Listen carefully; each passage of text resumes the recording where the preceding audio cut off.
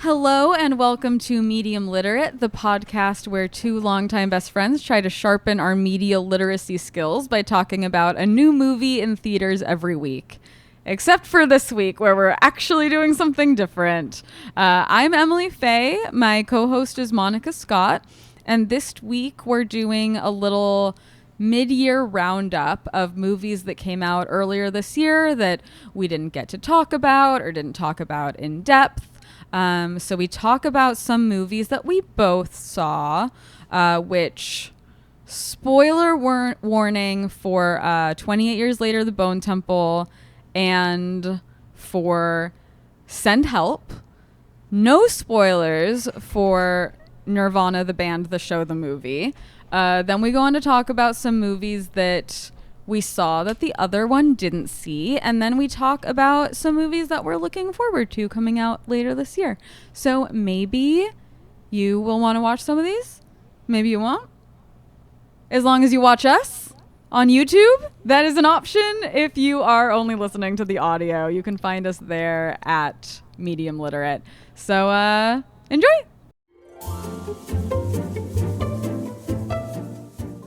Hello, and welcome if you are new. We've made some new friends in the last week with our universally agreed upon opinions about Disclosure Day. So if you're a new listener, we just wanted to say hi and welcome. We love to have you. And we're going to immediately confuse you by doing a slightly different format. We're mixing it up, and we will explain why we're mixing it up. We looked at the calendar this week, and we said, okay, there's the death of Robin Hood, there's Toy Story 5, and there's Leviticus. And I at least know I will in fact be seeing Toy Story 5 and Leviticus. I'm very interested in both of those, but you had a good idea, which was we shouldn't just do a bunch of animated kids movies in a row, and we would rather do Minions. Yeah, listen, if you look at the calendar, Minions and Toy Story 5 are like 3 weeks apart, and I just didn't feel like in 4 weeks I wanted to do two kids movies as two childless adult women. And I, listeners, will let you know, and I've maybe said this before, I'm like really anti-kids movies. I just don't like children's media that much. So did I think I maybe wouldn't have a ton of smart critical analysis of the Toy Story movie? Yes. But also we have a history with Minions. Yeah, and also the Minions are going to make a splash. Yeah, I mean, it's true. In the it's culture. True. They're saving Hollywood. So how could we not do Minions, you know? I think Minions saving Hollywood is the more aligned piece of media. So yes, today we're taking a little swerve, and we're going to cover some movies that we saw in the earlier half of the year. This is sort of a mid-year check-in. There's movies that we didn't get to do a full episode on that came out, frankly, before we started this podcast. Yeah. That we would have done an episode on had we started this podcast a little earlier. And we're also going to take the opportunity to, I think, advocate for a few movies that we saw that the other didn't see that we just want to talk about for a minute. So that's the plan, and we're going to end it by talking about what we're looking forward to this year. So if you're new, you're listening, usually we just do one movie a week. This week we're doing like 20. So buckle up. I'll put timestamps in the caption so you can find the movie you're interested in. And I think we should start with the most important piece of media that's come out for Emily and I think in the last 30 years, and that would be AKA my whole life. Nothing more important has ever happened to me, and I would agree with that. Yes, and we are of course talking about Nirvana, the band, the show, the movie, which was, I think, just illuminating for both of us. I mean, it was, okay, I don't know about you. I saw this in theaters multiple times. I did only see it once. That is true. I only saw it once. I saw it kind of late into its run. But I immediately was advocating for everybody to see it. I may or may not have been passing around a Google Drive that of questionable legality with the entire TV show.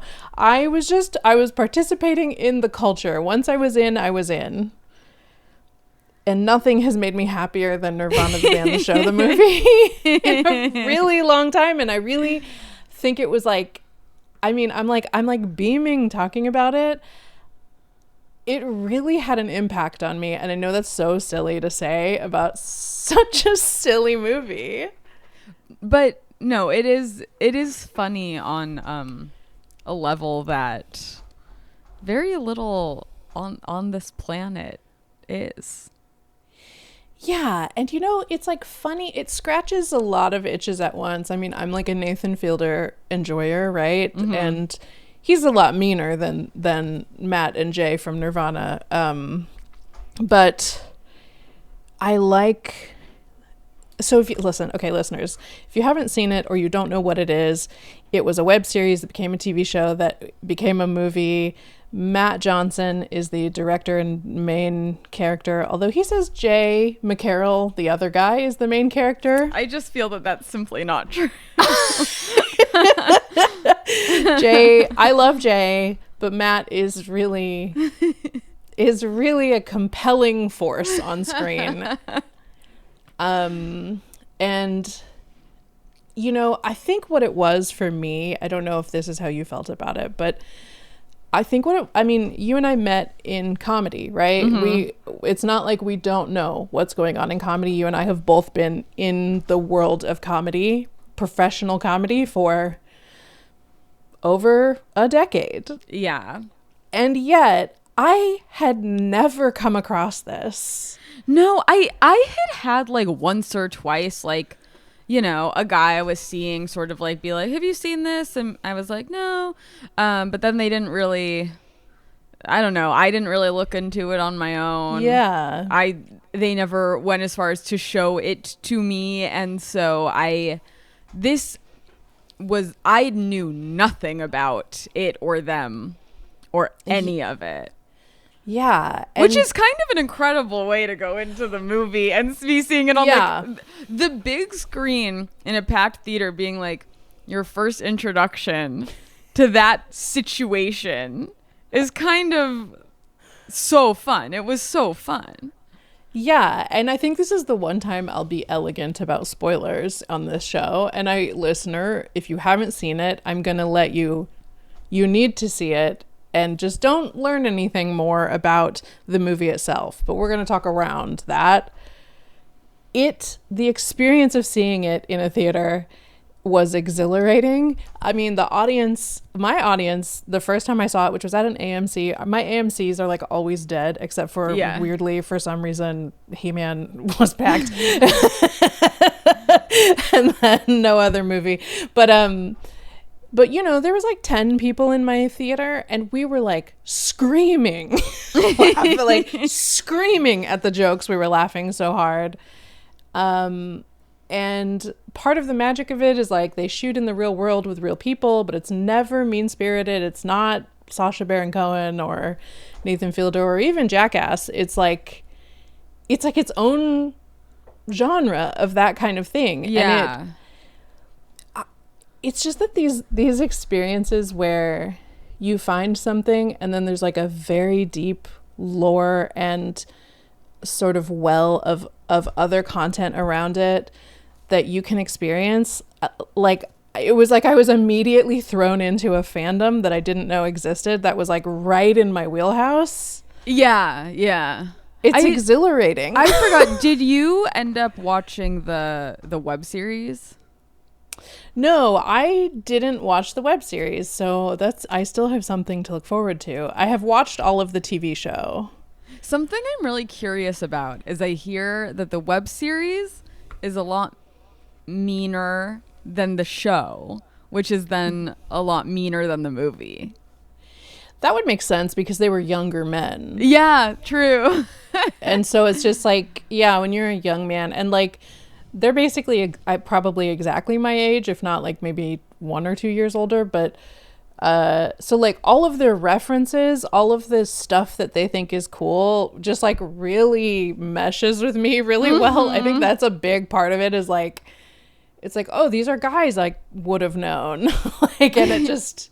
I don't know. It's so cool. I mean, I became such a big fan. I have literally seen every single other thing Matt Johnson directed. You know, his weird school shooter movie and his weird NASA movie. I haven't watched that. I did watch I have not gone as deep as you, and that's for sure. But yeah, I went insane. I would say. I love it. I love them. I think they're so funny. It's crazy. Yeah. And so often comedies come out and it's like, it's not that I don't like the comedies that come out. I mean, some of them, but, you know, comedies can be funny enough. I'm even trying to think of a comedy that came out this year that we saw. Yumi and Tuscany, I guess. Yeah. I mean, that's famously... that is a genre that struggles in theaters is like true comedies. Yeah. But even when regular comedies come out, this really does provide such a totally different experience. Yeah. Than even just a regular comedy. It's just like, you have no way of guessing what's going to come next. No, totally. It's just like so funny and they're so innocent. So it's like got this wholesomeness to it. But then also, but like not wholesome and like it's not truly wholesome, which would be annoying. It just is weird. Like, then it's also, it's weird that it's like these like child men and but it's true because it's like even most other like funny comedies, it's like, okay, jokes.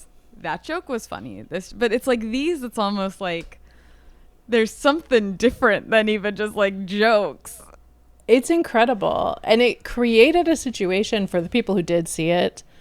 It created an insatiability that I've never seen before, like with a comedy. Everyone who saw it became insatiable for more content from them. And every video would get passed around and there's all these fan cams and there were all these like meetups where you like dress up like them. And I found it incredibly heartening and meaningful, which feels crazy because it was just like a very dumb comedy.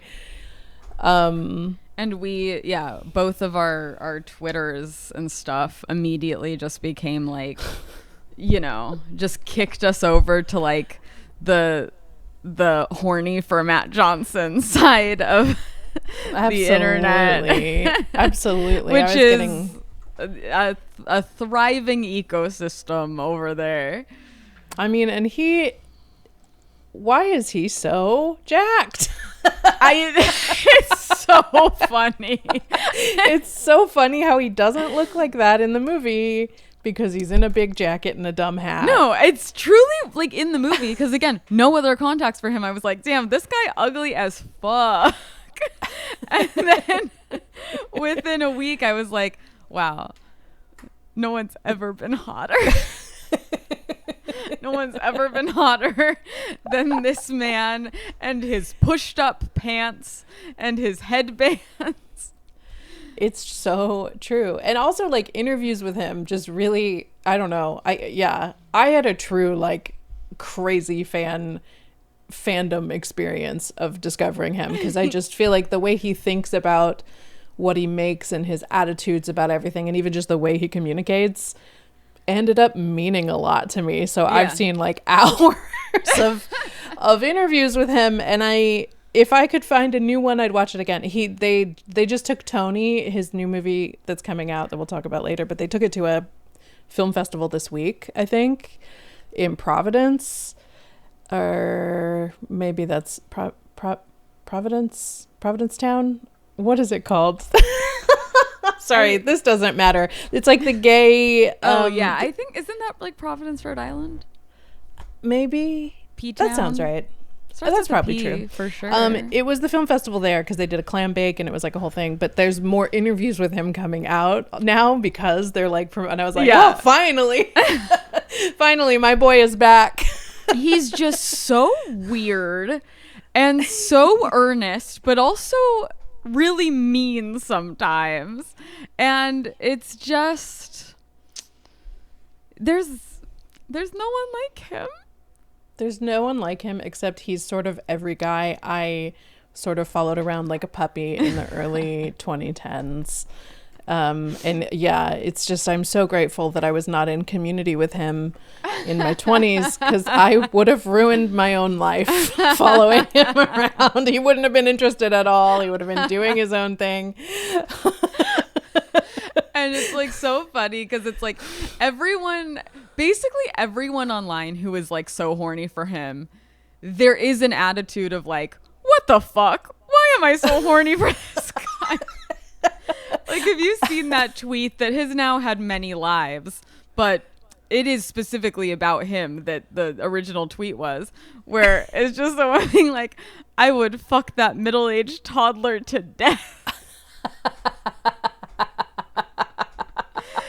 Yeah. And people are always talking about his little beady ass, like Beanie Baby eyes.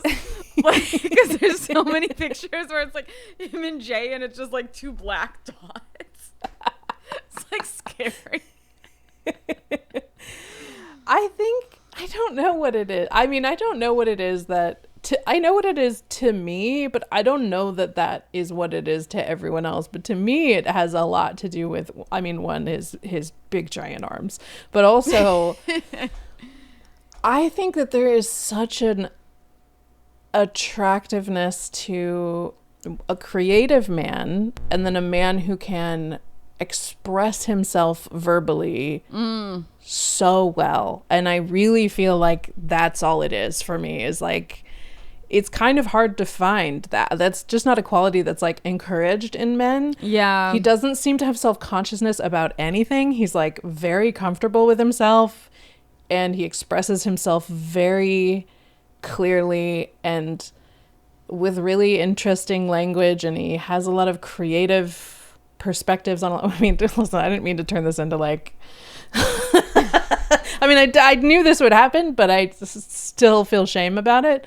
I didn't mean to turn this into like why we should all be in love with Matt Johnson, but it is, he means a lot to me now.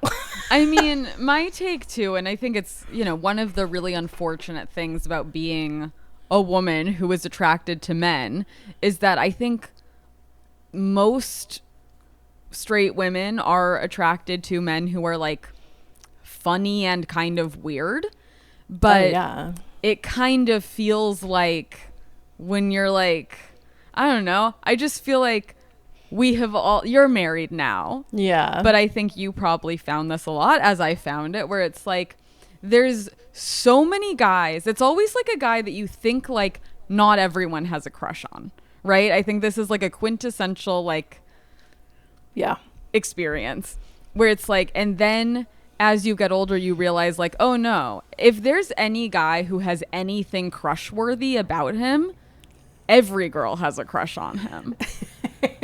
So it's like, you can never get in on like a little niche that then you get to corner the market on. And they're like, oh, she likes me. Yay. It's like, if a guy is funny and weird, every fucking girl likes him. And then that's why those guys are always like dating a model. A scientist model. Yeah. I mean, I think that is worse in LA, where it's full of creative, funny, weird people. But even, yes, when I met my husband, who, guess what? Funny and weird. Funny, weird, and tall. So I was really having to fight. Like there were definitely a couple of people who, when I first started dating him and he would introduce me to some of his female friends, they would say something along the lines of like, oh, I was always hoping like we'd just end up together, or oh, I was waiting until I turned if I didn't find anybody by this age. Like, he was a lot of people's backup plan, which I think was news to him. And you went, you snooze, you lose, bitch. Yeah, and I went, okay, weird thing to say to me. Anyway, I wish those people well in their journey. I hope they were able to go to backup plan B. Yeah, best of luck to those women. Okay, should we move on to the next one? Yeah, I feel like we didn't talk about the movie that much. We just mostly talked about how much we love Matt Johnson. For 20 minutes, dare I say. Wow. But a part of that was the absolute courtesy of staying spoiler free, which we won't do for the other stuff. It is hard. It is hard to talk about the movie and specifics without spoilers. So, yeah, just that's dear just listeners, us being polite. Listeners, if you watch Nirvana, the band, the show, the movie, and you're like, I'd love to learn some stuff about this movie, just know you can DM me that, and I have like 40 videos I can send you about the making of the video, every single detail, every single thing that happened, how they did stuff.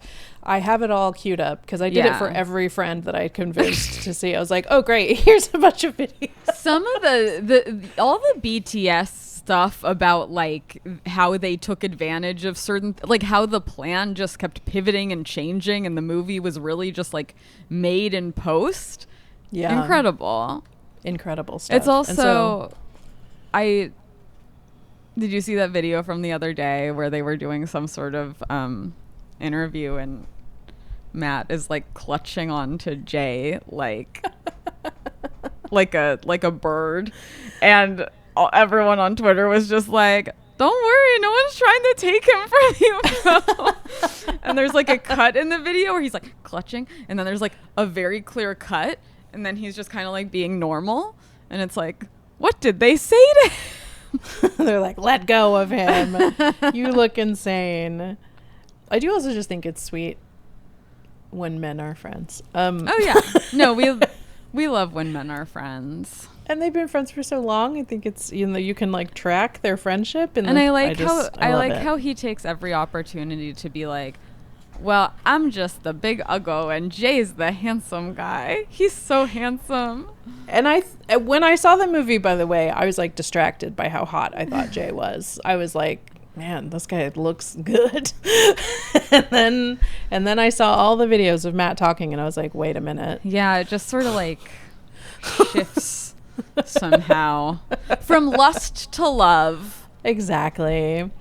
Okay, movie number 2, Send Help. Love Send Help. Love Send Help. I mean, this is technically a horror, but this is like a horror I love. Yeah, I guess like I would call it more of like a thriller. Yeah. In effect. Yeah, I mean, it's certainly not a slasher or anything like that. I feel like it's a little bit of it's kind of a mean movie. Yeah, and it's so funny. It's genuinely so funny, and like I think when people try to make capital H, capital C horror comedies, it infrequently works. I agree, and I think that because this one, the reason I say it's like a thriller is because like it's never actually scary. It's just the character dynamics are just very tense. There's a lot of tension, and it's very like, what is this all gonna? Oh gosh, this is all leading to something, Yeah, definitely. And are you someone who cared about Sam Raimi very much before this movie? Not really, honestly. Same. He was not a filmmaker that really, I was like aware of the stuff that he had made, and I had seen some of it, not all of it. The Evil Dead movies never really did anything for me. I mean, That's him, right? Not all of them, but I'm looking up which. But no, I like this better. Yeah, I mean, yeah, I think this. Oh yeah, he also. I mean, I didn't see this, but he also did some of those Spider-Mans. I mean, he did the first movie. I mean, I guess not first, but like, wasn't he was the first movie run of Spider-Man where it was like Tobey Maguire. Yeah. Drag Me to Hell is like really fun. But yeah, I loved this movie. It was so fucking fun. I love Rachel McAdams, and I love her. She has. It's just like, what a fun role for her. Yeah, and like, you know, we just got to be letting her out of her enclosure more often. She's so funny. She's so able to do so much stuff in a movie.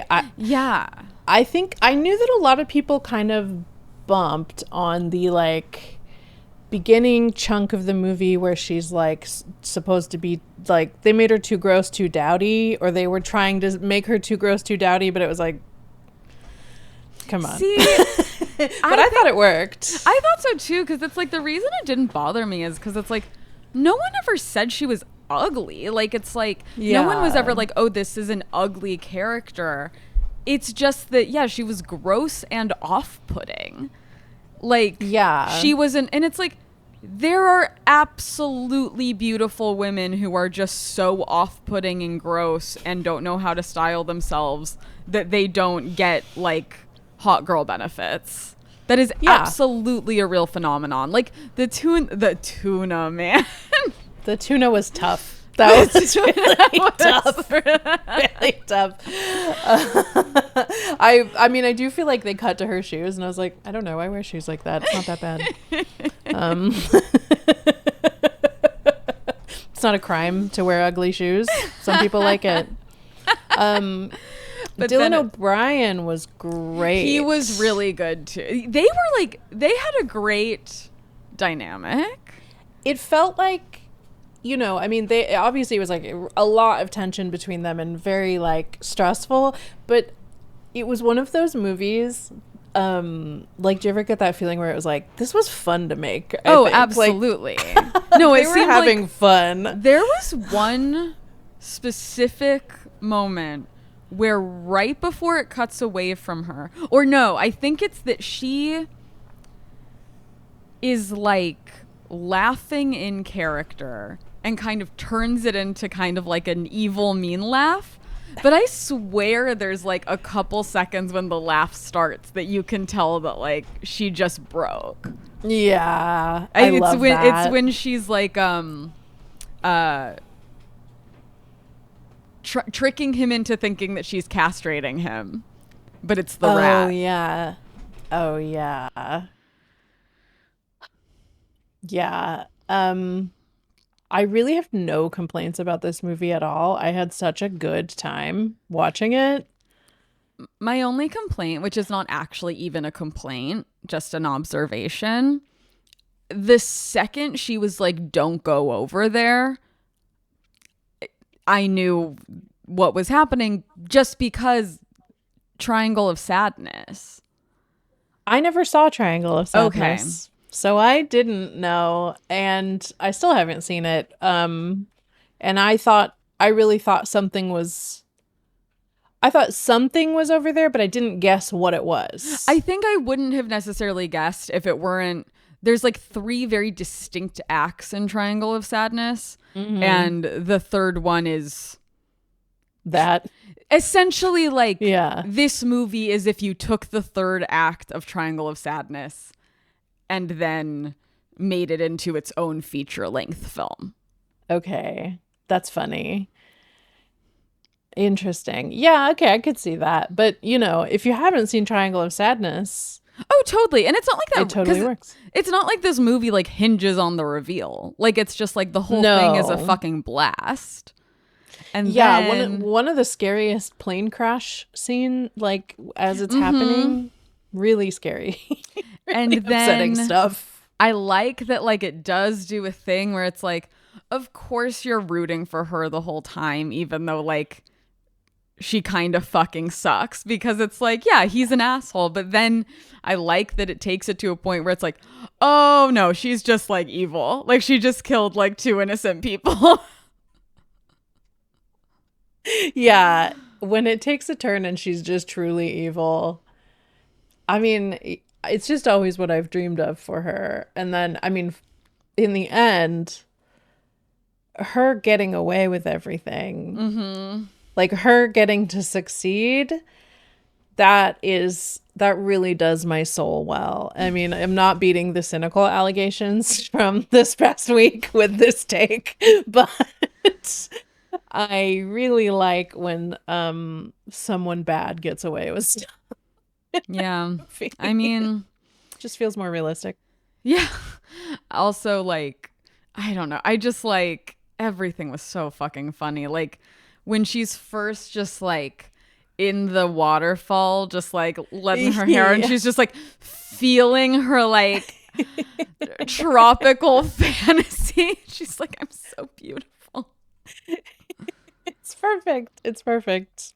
But yeah, it's perfect. No notes. It's a movie that I can imagine myself like watching many times over. Like whenever, you know, it's such a perfect, like you just want something like fun to put on or like something fun to watch with friends or like it's just like it's a fun movie. Yeah. We want to move on to the last of the three. Yeah, I forgot what it was. I remember because it's another one that I would just put on. I gave it 5 stars. It is The Bone Temple. I did like The Bone Temple. I did like The Bone Temple. I loved The Bone Temple.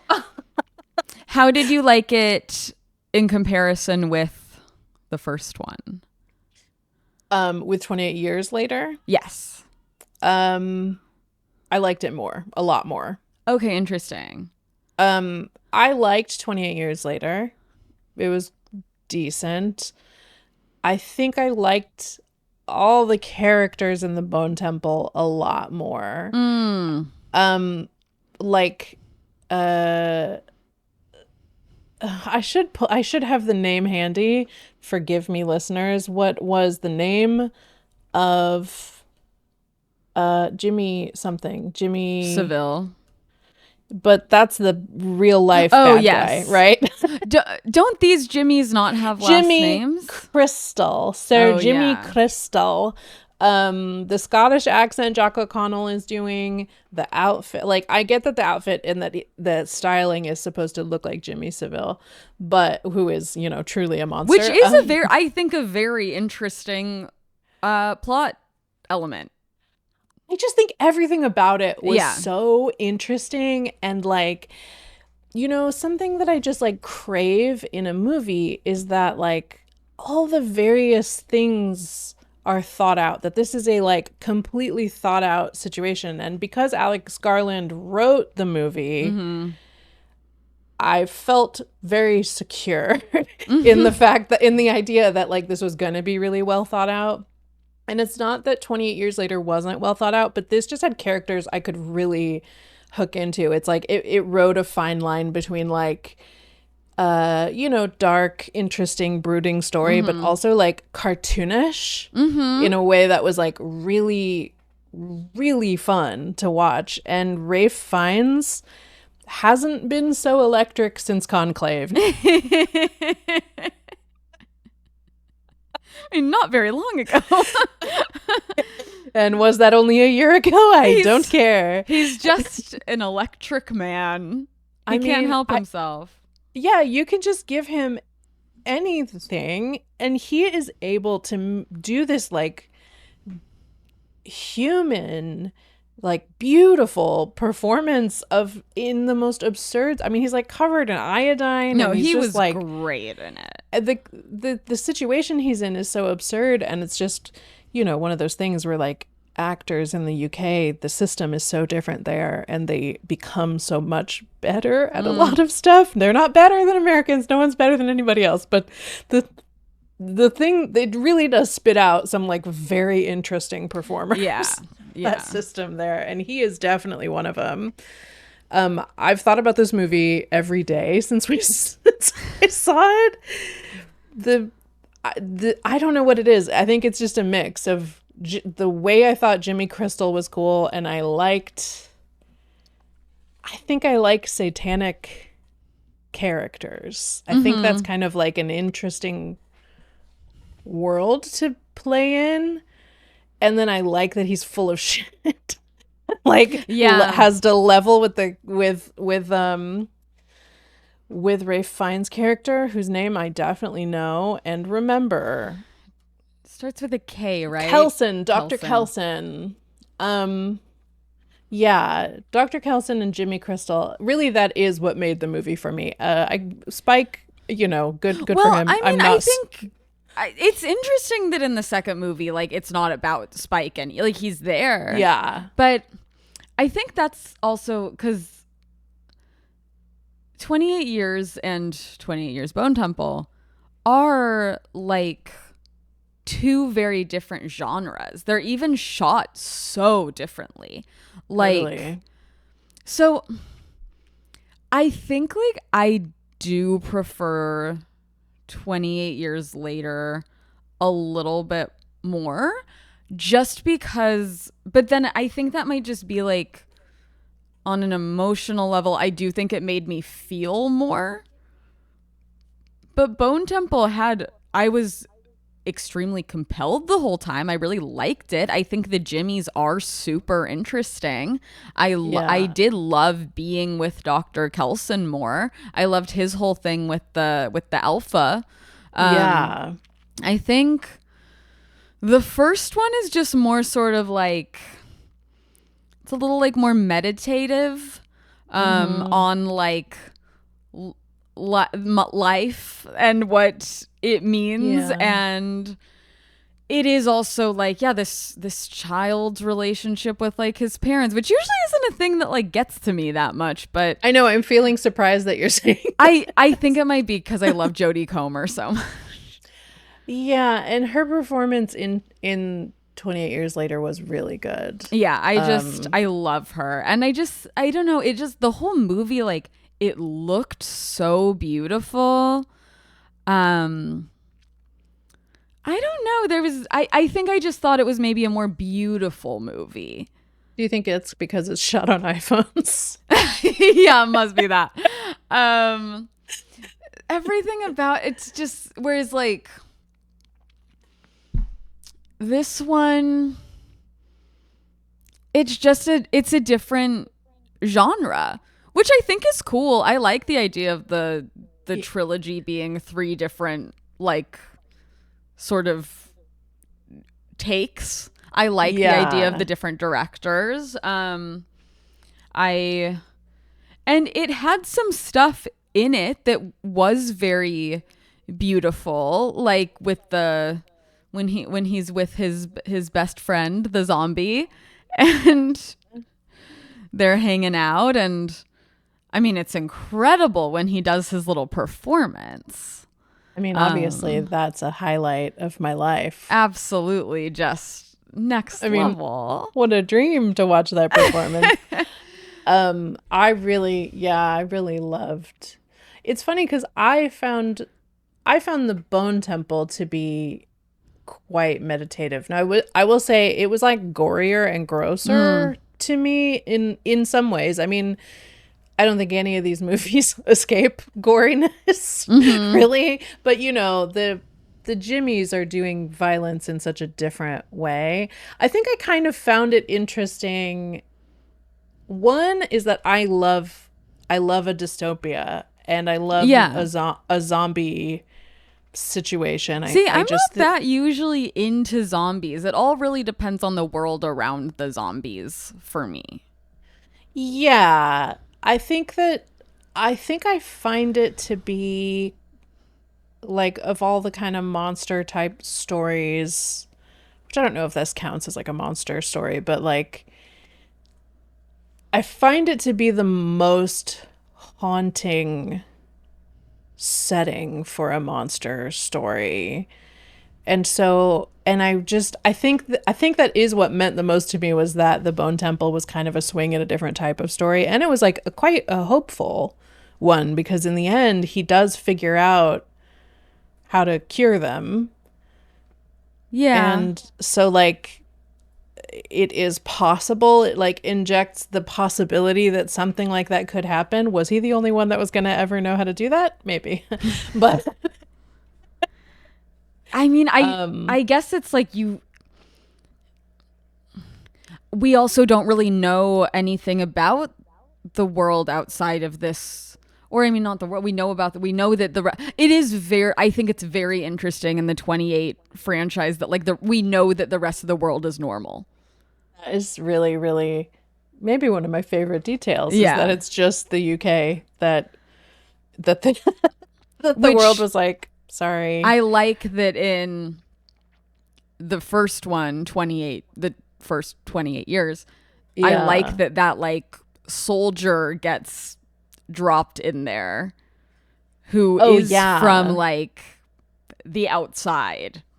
I think that, I mean, thinking about it now, I'm like, they are all very, I think, equally valuable, and the genre difference makes so much sense is because it's like it is sort of like examining the psychological effects of such an event, but on like so many different ages of people, which is, with Spike, it's like he was born into this world like years after it even happened. And then with Jimmy, it's like he was a young child, but with memories still. And that formed his whole fucking thing. And then with Kelson, it's like he was a full-on adult. Like, yeah, I think it's really, I don't know, I just think it's like a really interesting world to explore. Have you watched 28 Days Later in the last? I did like recently, like for the first time. Didn't like it that much. Didn't care for it. Man, seeing it in theaters when it first came out, like I just feel like people, it's not like we'd never seen zombie movies before, but it's shot so interestingly. I don't feel like people had seen I had never seen anything like that before. I bet that part of the reason I was not wowed is because I have seen so many things that were influenced by it. Yeah. That then seeing the original doesn't really have as much of an impact. Yeah. That makes sense. But yeah, that was like my favorite movie for a long time, or not my favorite, but one of my favorites. But I love it.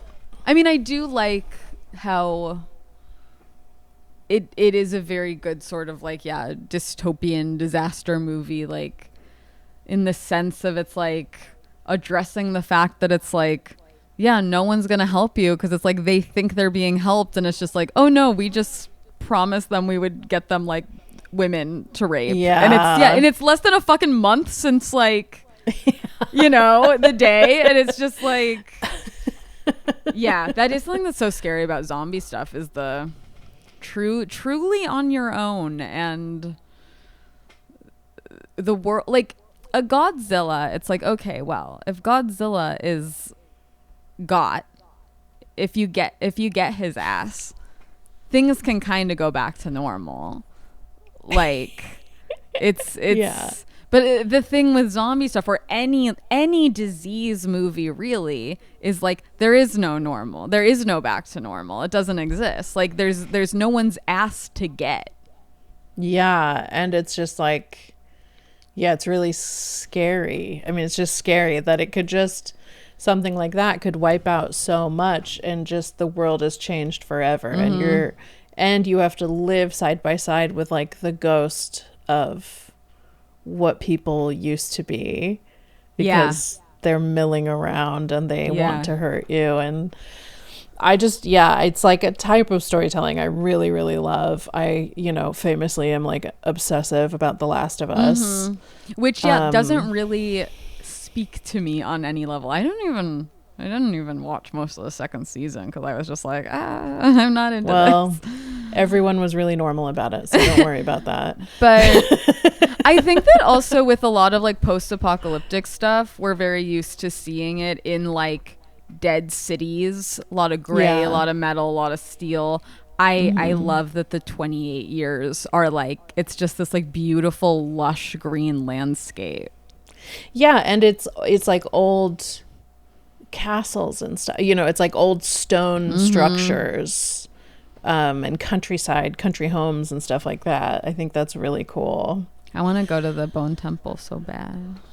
Oh, it would be cool. Let me go to the Temple of the Bones. Okay. Shall we do our separate speed rounds? Yeah, now we're doing like show and tell. Yeah. Okay. Okay. My show and tell. Yes. Is I have brought 3 documentaries. Okay. So my speed rounds for 3 documentaries that with the exception of there's one I'm not sure where you can see it now, but the other 2 are fully available on the internet, able to see. First one would be Stolen Kingdom, which I actually sent you a trailer of a long time ago, but it is the one about Disney people breaking into different parts of Disney. Yeah. It's available on the Letterboxd video store, so it's very easy to just rent it and watch it.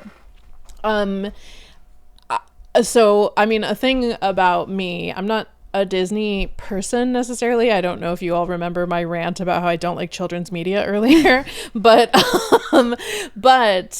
I have like animators in my family, and I've just always been interested in like the history of Disney and the like. I like the parks, right? I like I think if you grow up in LA, I think that people don't understand that people who grew up in LA, it's like you care about the parks, and it's like, no, I'm not a Disney adult. I just like grew up in LA. Like, yeah, like I don't decorate with any of the stuff. I just like going to the fun immersive experience that I went to my whole life. Yeah. And so Stolen Kingdom is this documentary that's about people who like, so it's a mix of true crime and just sort of like general kind of like Disney interest. But essentially it follows the story of these people who like started developing ways to break into different parts of the park that you're not allowed into. So at first they started just walking off of rides as they were going, and then they'd like break into the back of the ride and like kind of figure stuff out. And then eventually they were How did they get away with that though? There's cameras all over the rides. Not in the 90s, not in the 80s. Oh, okay. This was 80s, 90s, I see. They would just get off and nobody could stop them. And they would sort of like, it was a group of 3 guys who would like increasingly do more complicated challenges with each other and take pictures. And it's just like a fun friendship story. And then there's a parallel story about a Disney employee who starts kind of doing the same thing. He goes to parts of the park that you're not allowed to go to, and he brings people, and then he starts stealing stuff, like just small things, little things here and there. Took some instruction manuals, he took this or that, and he would flip them on eBay because he realized that collectors, like there are parks collectors who love this stuff. Yeah.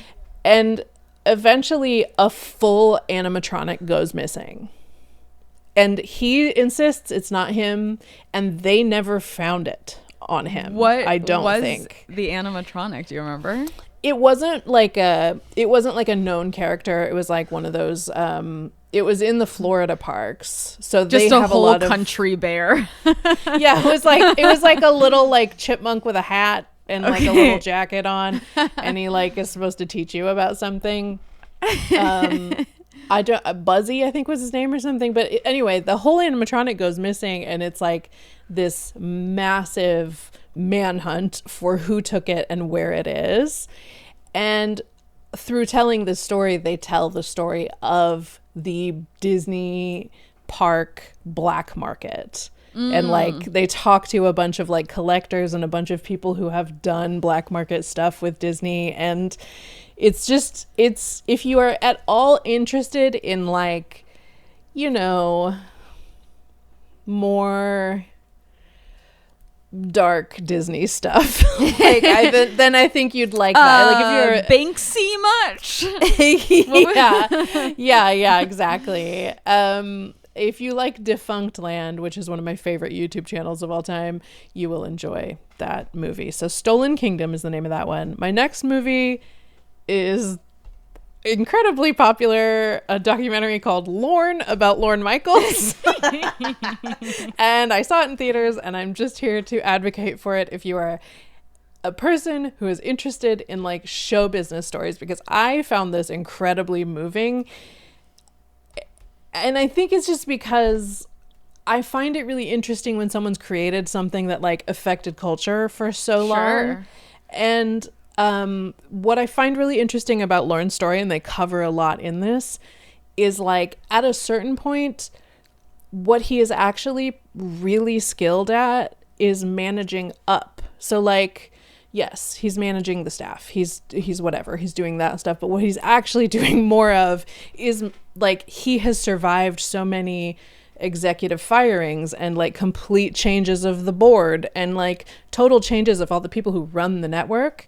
And his show, the budget never gets cut. He like he manages everyone above him to keep them away from the creative of the show. And I just find that very interesting.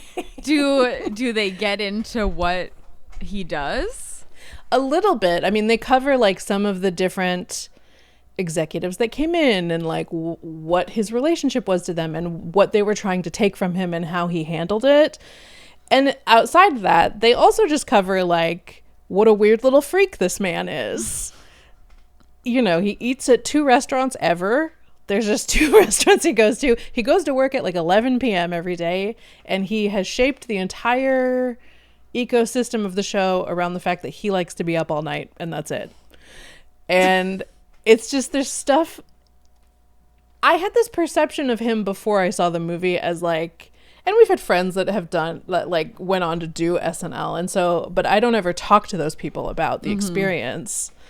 And then you hear interviews and stuff, but I just had this perception of him as just like, I don't know, grumpy old man or something. And he just, it really showed me that he was a lot more complex than what I had originally thought. And I think it's interesting to follow a story of someone who like affects culture in such a big way and what his career trajectory was. And, you know, I found it really interesting and moving.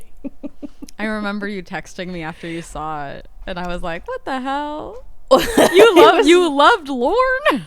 I loved Lorne. And like, I don't think I've seen a few Morgan Neville documentaries. I know Morgan Neville did the Mr. Rogers documentary that made everyone cry. So he's like a particularly skilled filmmaker at these types of movies where it's like lionizing some man. Yeah. And I would usually not be into that, but I don't know, man. If you can find the Lorne documentary, I'm sure it's on Peacock or something. But that is the one. I don't know where it's streaming, but it's quite good. And then final documentary. By the way, guys, I used to have a documentary podcast. So I just like these. It's just an interest I maintain. Don't look for the documentary podcast. All the episodes are gone. But I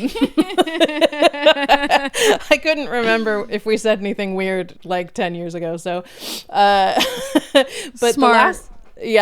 the last documentary, well, my co-host went on to be like a TV writer, and I was actually kind of trying to protect him. Anyway, the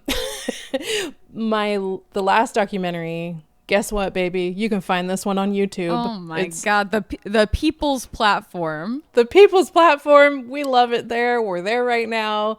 This documentary is called Listers, and it is about extreme bird watching. And it fucking rocked. It was it's 2 hours long. Oh my It's gosh. about extreme bird watching, where these 2 brothers who are maybe like, I don't know how old these men are, but I would guess like 28 or something, decide to do a big year. Now, a big year in bird watching is where you try to see as many birds as you can in, I think, the like physical geographic space of the like 48 lower 48 states. and I think the record is like 700 and something. You have to travel in order to do a big year successfully. You have to travel, you have to ping pong all over the country, because there are birds that come in to just one little part of South Dakota for like 2 weeks out of the year. So and this then is they go like away. a hobby for like rich retired doctors. So yes, they talk to people, but there's a whole ecosystem. It was so fascinating. There's a whole ecosystem. There's like this horrible catty online community, because you log them on an app, and the people who run the app can reject what you logged. They can be like, that wasn't what you saw, because it doesn't make sense that would be there, or nobody else saw that, and they'll just take a bird away from you. Oh my God. And so what starts as just like sort of a funny exploration of a subculture turns into, it just takes this like very surprising and surprisingly profound philosophical turn by the end of it, where it's like, maybe what are we doing this for? And as like, documentaries about niche subjects are wont to do. But it's like, it seems really silly, but also the main character that it follows is like the person behind the camera, his brother is who he's like following, and they are like sleeping in the car. It's all about how they're like eating beans in the car and like trying to do this as cheaply as possible. And the brother is like a stoner poet type of guy. He's very cute, and he's got his little like scruffy mullet, and he wears like, you know, grungy looking hiking gear. And he's funny, and he cusses a lot. And so it's like, I describe the filmmaking. Also, they do like a lot of bespoke. They made themselves like stop motion animation to like describe certain things. Oh, that's cute.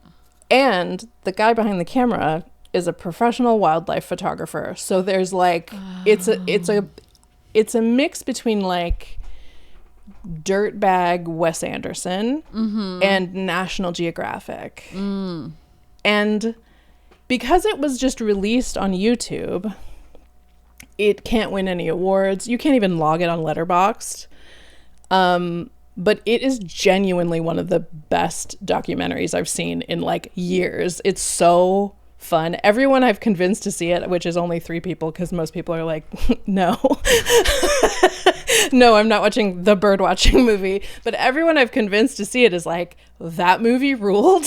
That was so good. So I'll tag it. If you're on the YouTube, I'll tag them. I'll tag the movie so that you can watch it. Listers, it is so fucking good. Okay, I would watch that. If I watch it, will I fall in love? You might. I mean, listen, I don't know how you feel about kind of a stony, dirtbaggy guy with a little mullet, but he is very cute. I do think he's I do think he's cute and funny, but he's cute and funny, and we don't necessarily have the same taste in men outside of Matt Johnson, so I don't know. Okay, well, I might just have to see about that. Okay, is it my turn? What have you brought us? Okay, so let me do some little rapid fires. Okay. 1, have to mention Mercy, because I am one of the only people who saw it in theaters. And is Mercy the evil AI movie? Yes. The Chris Pratt movie.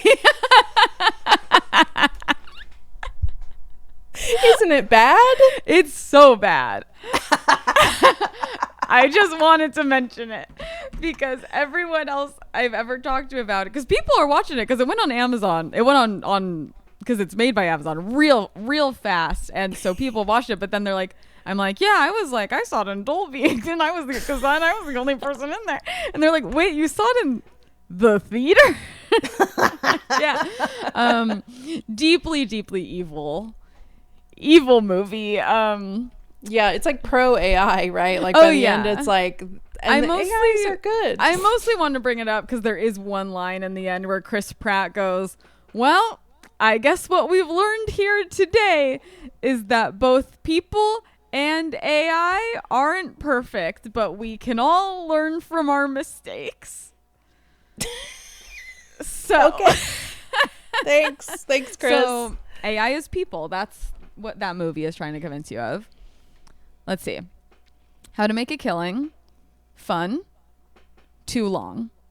Too long. I tried to watch it on an airplane and I couldn't get through the first 10 minutes, and I was too like, long, maybe. and it really, unfortunately, like, that's what cemented that Margaret Qualley is not actually a good actress for me. Oh, this is what you're out. Yeah, mine was Blue Moon. Yeah, which I didn't We all see. have it. There's always a point where you go, wait a second. Wait, I'm out. Is she so bad in this that it's like fully distracting? Hoppers. Okay, sure. I loved Hoppers. Yeah. I loved Hoppers. And Monica, I know you don't like kids movies, but I think you would like Hoppers too. I mean, I might. I listen. I have liked kids movies before. I just don't seek them out. It's really funny. It gets kind of. It gets to a point where it's like there's body horror in a way that you're like, okay, yeah, kids movies should be like scary again. Like every kids movie should have a scene that could potentially be kind of traumatizing. Yeah, this was Visually. our argument for the Sheep Detectives as well. Exactly. And it's like, you know, there's plenty of movies where it's like people talking about like, oh, it's traumatizing and that like it's sad or there's a sad character death. But what about like the witch being scary in Snow White when you're 5 and you're just like, I'm actually literally scared. There is the scene in this where it's like, damn, that would scare a 7-year-old. But it's really funny. The animals are truly out of control cute.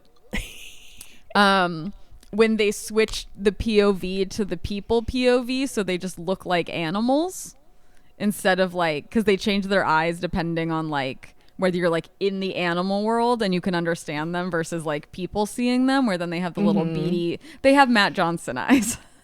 Oh, sounds good. So yeah, loved Hoppers. I know I've talked about Our Hero Balthazar before.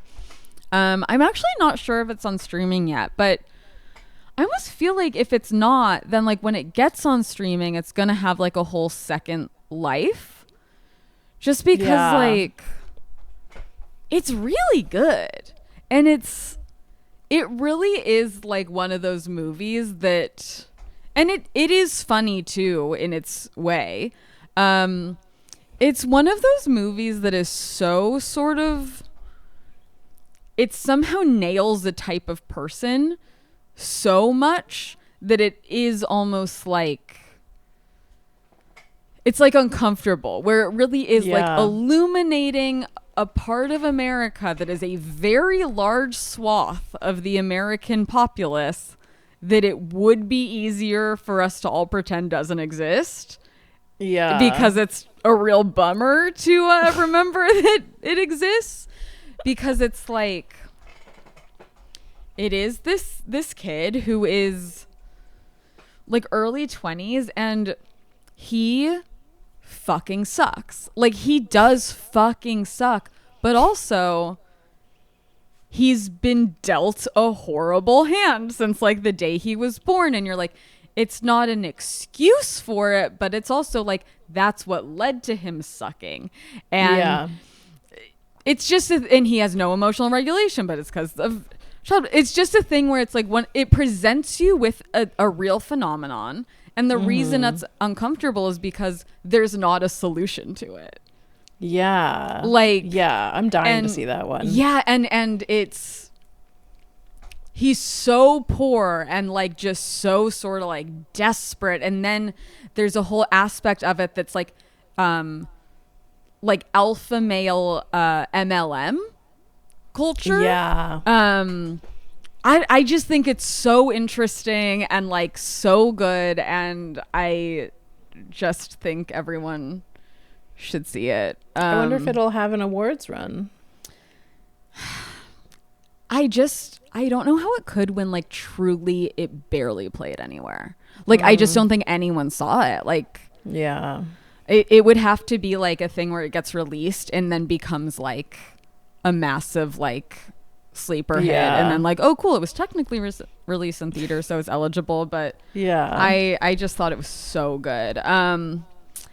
I saw more recently Is God Is, which I did like a lot. Very sort of like revenge, like it's based on a play, which interesting. I didn't know that. I found very interesting to learn because it goes so many I don't see how it works as a play. Like whereas like Mother Mary, it's weird that it wasn't a play.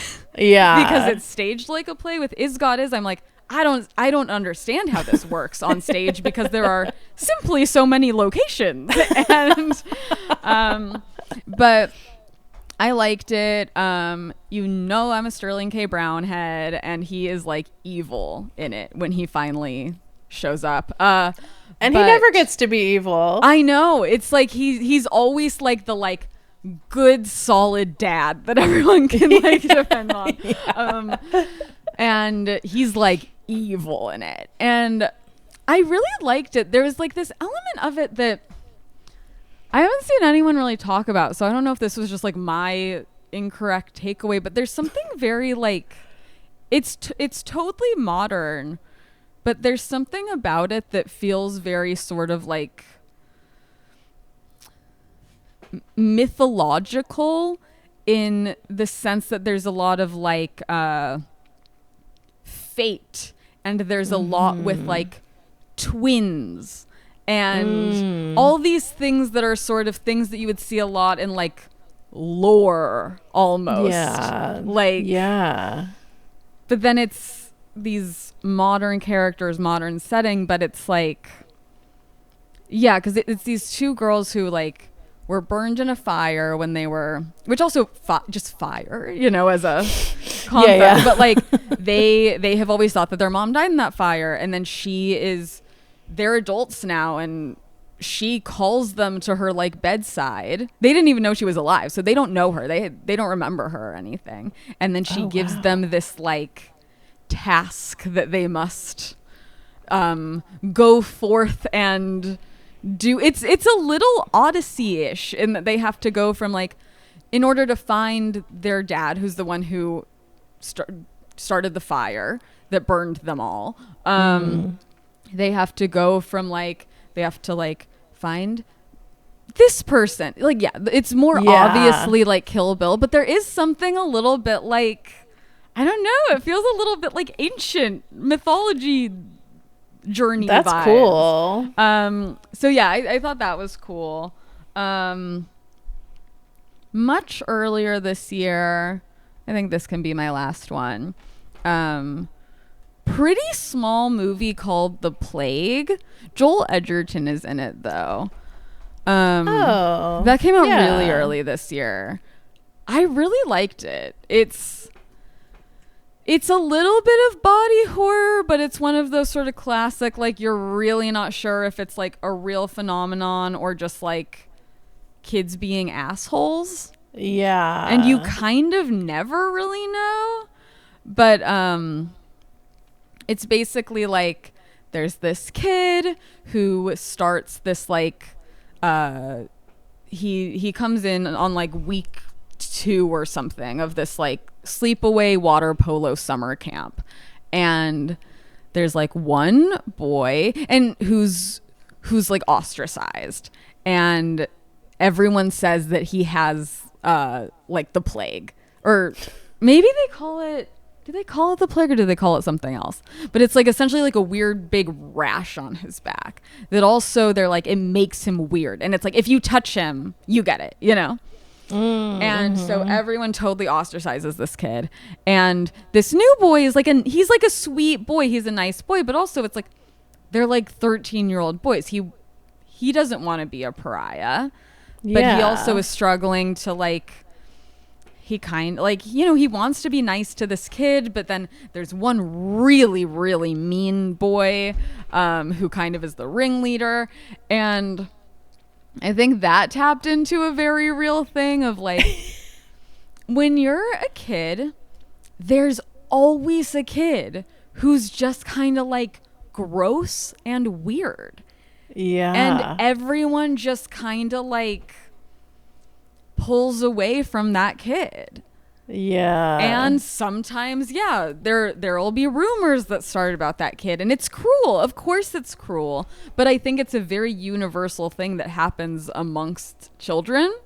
Yeah, and like children in groups. Yeah.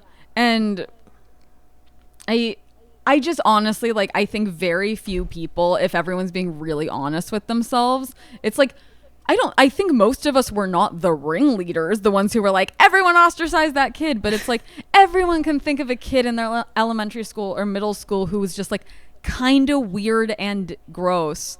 And so you just kind of stayed away from them because like, there was just something, suddenly herd mentality takes over, and it's, and so then this movie kind of takes that premise and it's about that, but then there are little things where you're like, okay, but in the world of this movie, like sometimes it seems like this thing, this contagious thing, like is real, and it's a real bummer. Like a lot of people did not like this movie because it's quite just like bleak. Yeah.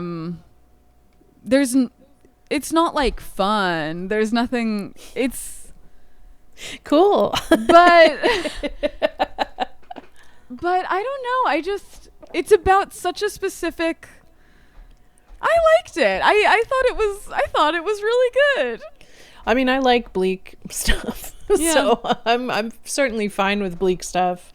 And also whenever a movie like evokes such a specific memory or concept, I just think it can be cool. Yeah, I agree. Even if it's bleak, I'm kind of okay with like, especially sort of reliving or thinking about some of the bleak stuff from childhood.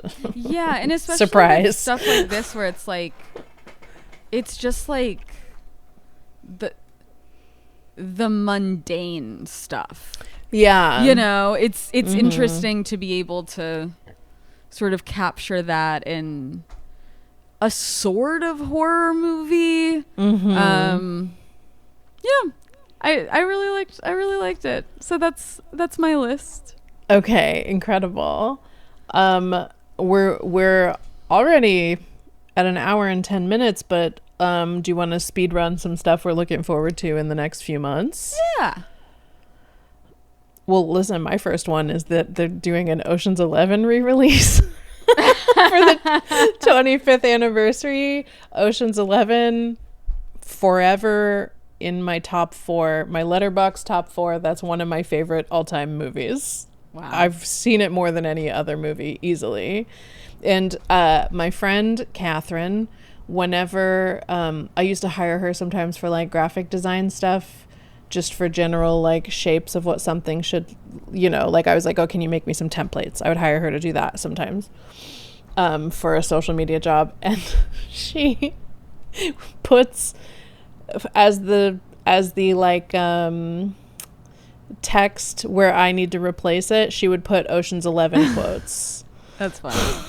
I thought you were gonna say that basically everything you asked for, you were like, and maybe it could look like, I don't know, like kind of like the Ocean's 11 poster, or maybe have some poker chips on it. Maybe it could have some like Ocean's 11 vibes. But listen, that's my first one. What's your first one? My first one is Werewolf. Okay. Robert Eggers. Oh, I am also looking forward to that. I think Lily Rose Depp is a really bad actress. She did ruin Nosferatu for me. I wish she was not in this, but as much as Nosferatu, loved how it looked, loved the vibes. There were certain things I didn't love so much. I fucking love The Witch. The Vivitch. I do love The Witch. The Vivitch. I really loved The Witch. I liked Nosferatu a lot, and it was a really funny movie to see on Christmas Day. I saw it Christmas morning.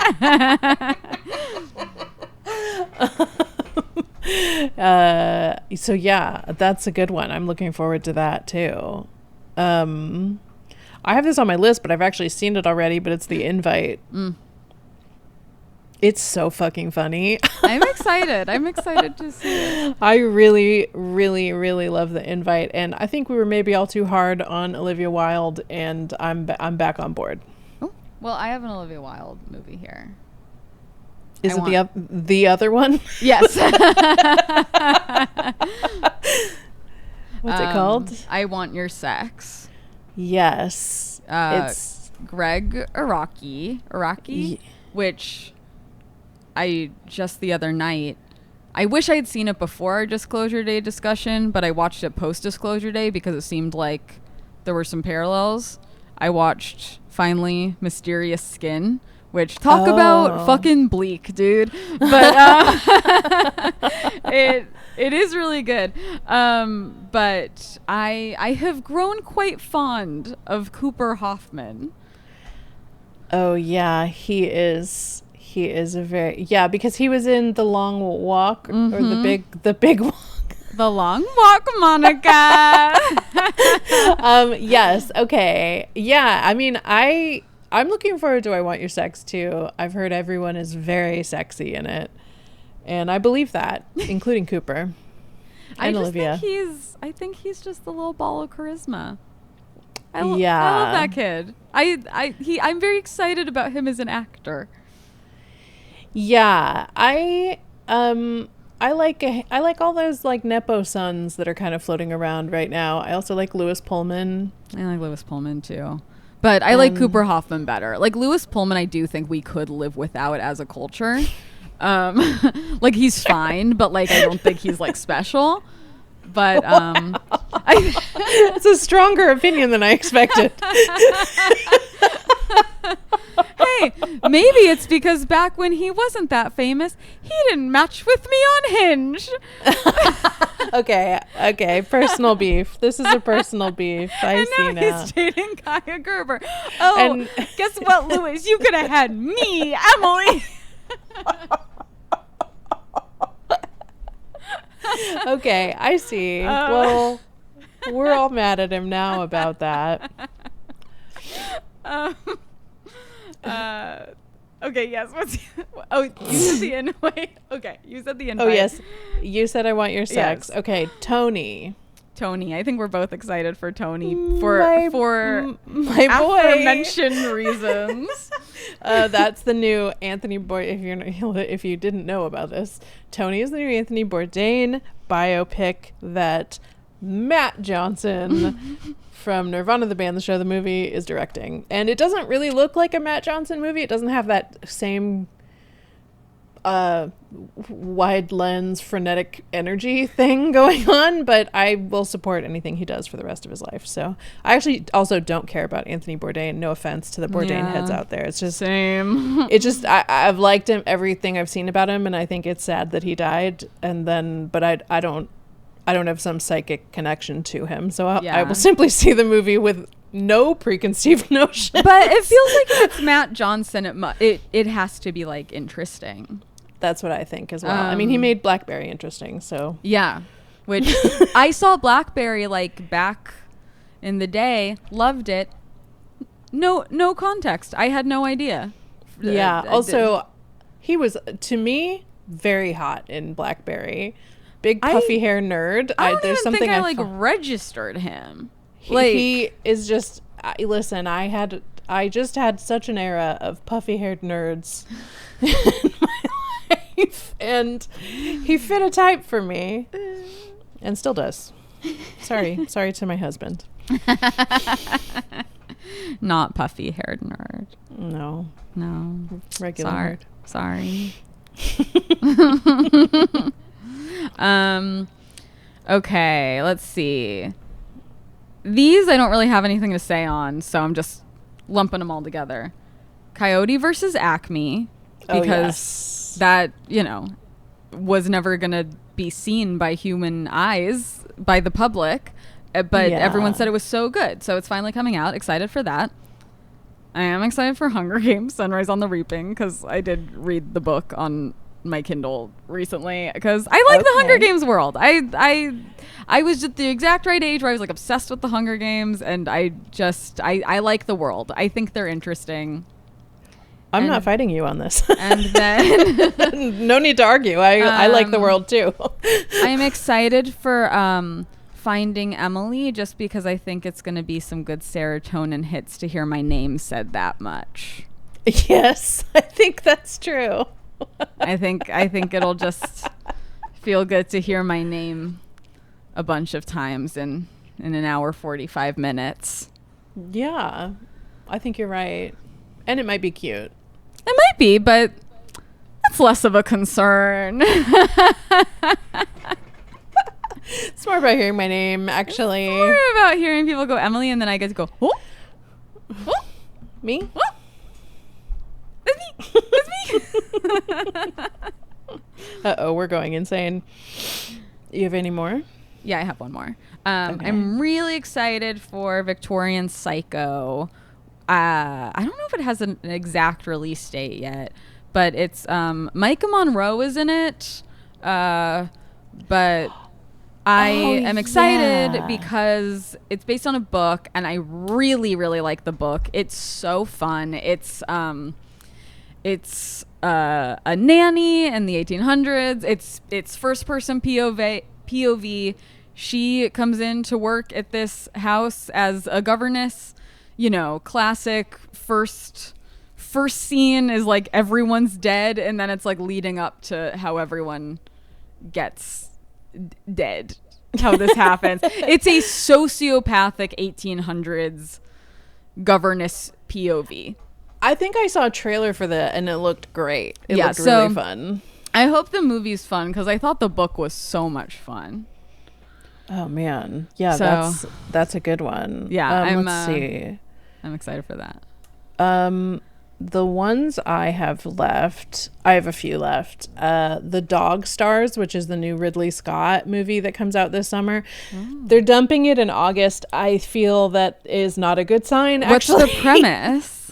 In a post-apocalyptic world, a virus wipes out humanity. Oh, this is the Jacob Elordi one, huh? Yes, Jacob Elordi and Josh Brolin and everyone's best friend, Margaret Qualley. Listen, I don't know if it'll be good or bad, but post-apocalypse, Jacob Elordi, what could go wrong? Ridley Scott, I mean, he has some stinkers in his history, but he also has a lot of hits.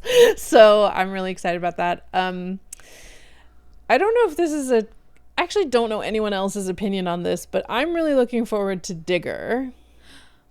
I would be in theory, like based on everything about it. Yeah. I don't love that guy's movies. I think I don't have. I missed one of them. I think. Wait, let me remind myself what the Inarritu movies are. Okay, Revenant was a movie that was fine for me. I hate The Revenant. Whoa, really scanning. I never saw Birdman, so sorry. To Birdman. I hate Birdman. So I Birdman. I think you're not gonna like The this. Revenant, and those are the only ones I've seen. So yeah, Babel. And those two were like people. Those were like, oh, these are. So I'm like, anyway, I am not hopeful that I will like Digger. I will see it, but I am not hopeful that I will like it, because two of his most beloved movies from the past like 20 years, which were like the big Oscar-y movies and stuff, I absolutely fucking hated.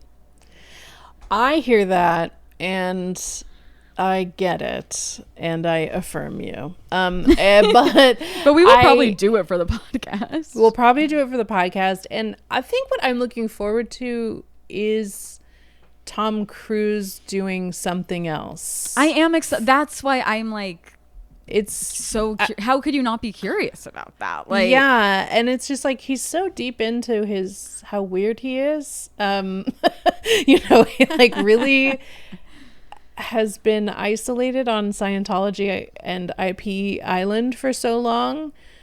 That I'm just very curious because, I can remember when he was like really one of the most compelling actors to watch. And it's not that I don't like Top Gun Maverick or whatever, but I certainly don't ever see those Mission Impossible movies. They're just not for me. So I would love to see. He's just really talented. It's like I sometimes have complicated feelings about how much I enjoy Leonardo DiCaprio's work because everything everyone says about him, I'm like, yeah, he doesn't seem amazing. Yeah. But he's like dynamite on screen. He's such a good, and he is so good at acting. Like, it's like when you are watching him act, you're like, oh, yeah, this guy is like a fucking good actor. Whereas like Tom Cruise, it's like, it'll be interesting to see like, is this movie going to be, is it going to feel like watching Ethan Hunt playing a part? Or like, does he even know how to be a normal actor anymore? Or does he only know how to do like crazy stunts? Yeah. That's what I'm hoping. I'm hoping that it's a return to like what it was that made him as famous as he became. Because he really was a really interesting actor for so long. And he was like, Scientology aside, which obviously is like a tough thing to put aside, but, there was a period of time where he was like in on the joke, fun, would do like award show bits. Like he wasn't this like reclusive stunt doing freak. And I would just love for him to get back to. I'm also curious what kind of character this character is even going to be, because it's like Tom Cruise now with what he's done to his face.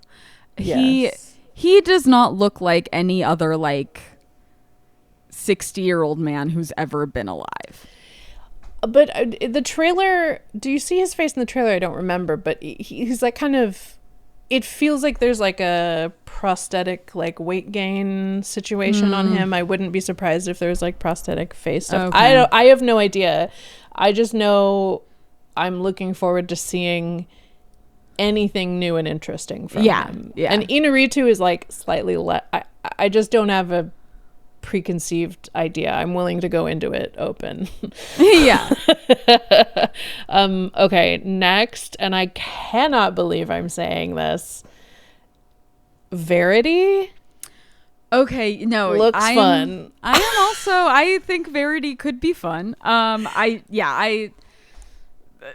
Crazy. Listen, we're not I've never touched a Colleen Hoover book, and I haven't seen any of the other adaptations. No. So I'm hoping for this to be my first Colleen Hoover adaptation, and maybe only. Probably only. I think this one is a little bit more of like a mystery vibe. It's not a romance. And it's not like some sad a story about I guess it does look like kind of a sad woman, but not a sad abused woman, I guess. I don't know. Or maybe abused, but that's fine if it's like there's mystery to it. Then that becomes a different genre. Women abusing each other, maybe. Well, it's Anne Hathaway and Dakota Johnson.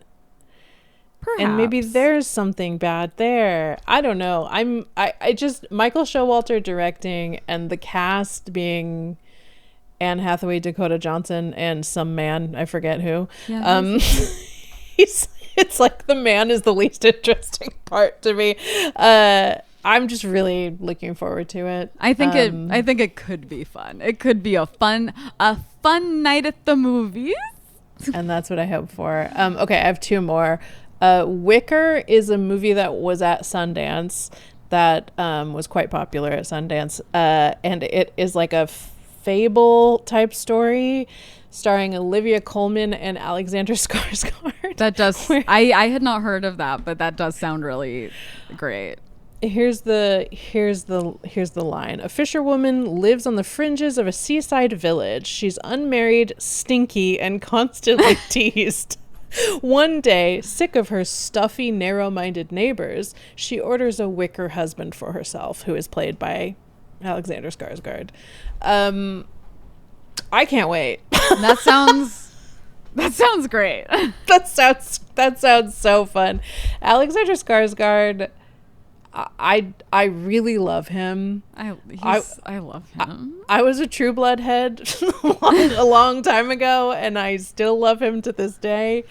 And the more kind of like weird little freak movies that he does, the better. Like, I just think he's so talented. And like, I really liked Pillion earlier this year. We touched on if we should talk about it or not, but we both don't have anything to say other than, oh, good movie.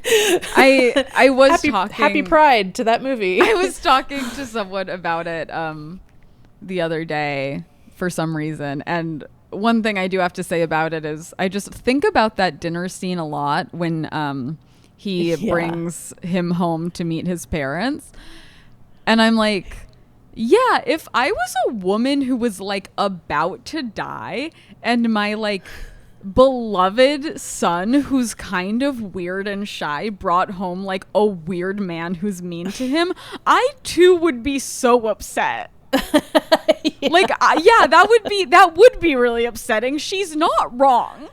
No, she's not. I mean, I don't think the takeaway was that she was wrong. I think we all agree she was right, but also it was funny that it's like, I mean, it was funny that he's like, well, it's not my problem if you don't like how I talk to him. It's like, well, he's not wrong too, I guess. It really isn't his problem. He makes nothing his problem, really. But yeah, Pillion was really heartbreaking. Sweet and wonderful. I loved Pillion. And I really look forward to Wicker. Okay, and then my last one is just Wild Horse 9, which is the new Martin McDonagh movie. I'm a lover of Banshees of Inisherin. I also loved Banshees of Inisherin. And what's this one about? This one is, okay, I'll read you the line. CIA agents Chris and Lee faced a trust testing mission in Santiago to Easter Island during 1973 in Chile. Oh, I've seen this trailer. So it's this, I mean, Sam Rockwell and John Malkovich, I would be sold. Like, those two are also like, those are actors that, I mean, actually, those are just like unproblematic actors that I can just enjoy because they haven't done anything fucked up and weird. They don't try to own hotel chains in Israel or whatever. It is Leonardo DiCaprio's trying to do. But they are like two of our greatest, I feel like. And so I'm just so excited and for it. All Sam Rockwell does is love his tall wife, Leslie Bibb. I know, I love it. I just, all he's guilty of is being horny for his tall wife. But that's it. Those are the ones I wrote down to bring up and say that we're eating good the rest of the year. I think we do have a few other weird weeks in the summer that I don't know what movie we're gonna cover. I mean, I'm excited. I'm also like, I'm exciid for the Odyssey because. Right, that's funny that we did. Yeah, I mean, it's just, it feels like a given, but it's like I like ancient Greek and Roman mythology shit and whatever. I think it'll be really good. There's new trailers out now too, which like look really fun.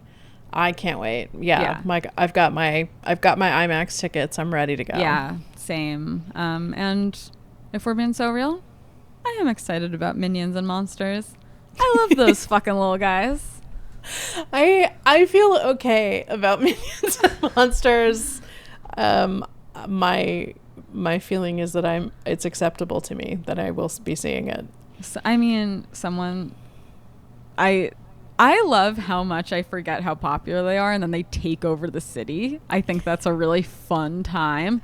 Like someone sent me a picture of like they already have like all the Minions themed like special like ices or sodas or something, and one of them is called like Irene's Icy, and I was just like, no, who the fuck is Irene?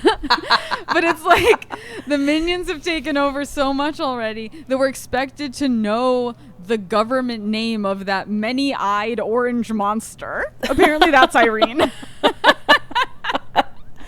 Oh, that's really funny. On my commute, there's a giant inflatable minion in the Cantor's parking lot that I need to get a picture of.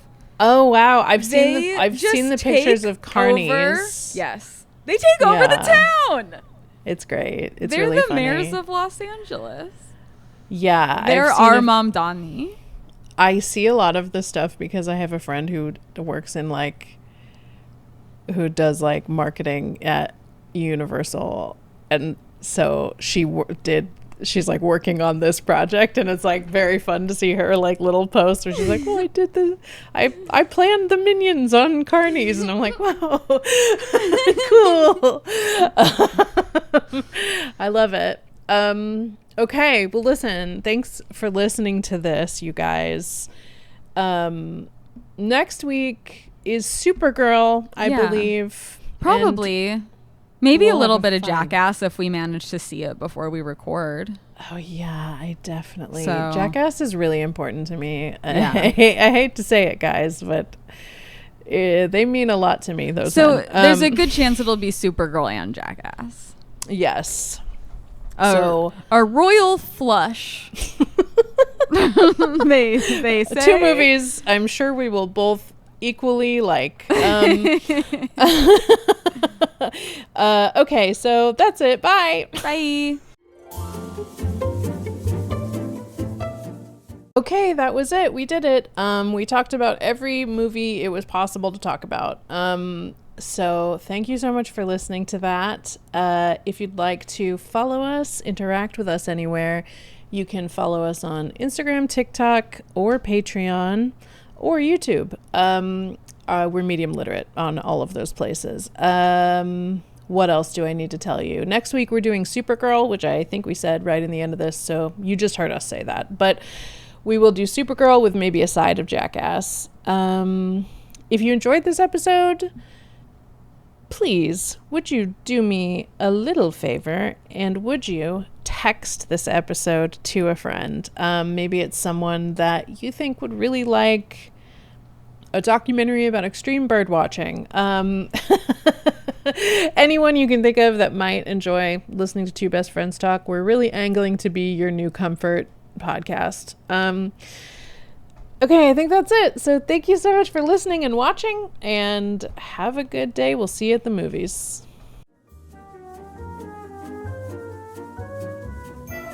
Medium Literate was created and produced by Monica Scott and Emily Faye.